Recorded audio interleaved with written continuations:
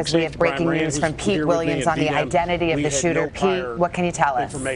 Savannah, several law enforcement officials have said the preliminary identification is that the gunman in today's shooting, and we still don't know what his condition is. It's apparently pretty serious, not clear at this point whether he's going to survive or not. But he's said to be a 66 or 67-year-old Illinois man from Belleville, Illinois, named James Hodgkinson. James, middle initial T. Hodgkinson.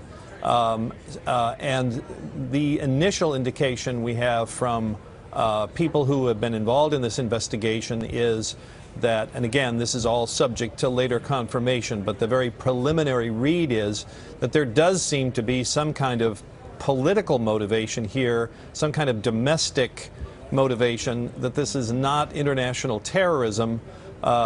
Several investigators have told us what other witnesses have said, that when he arrived at the baseball field this morning where the practice was being held, he was asking people, are these the Republicans or the Democrats? And they find that to be significant. They're now looking at his social media.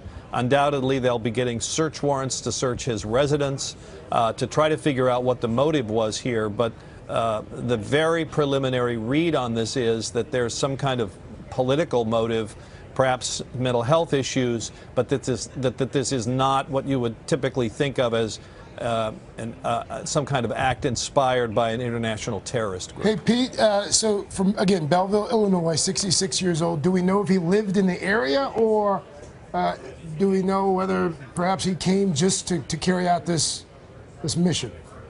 Well, that question of where he's been, his travel, is something that the investigators will be piecing together, going back to try to build a timeline starting from the moment of the shooting and working backwards.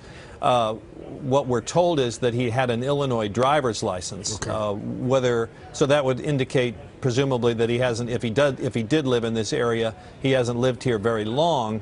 But I've not heard any indication that he lived here, so he obviously came here at some point.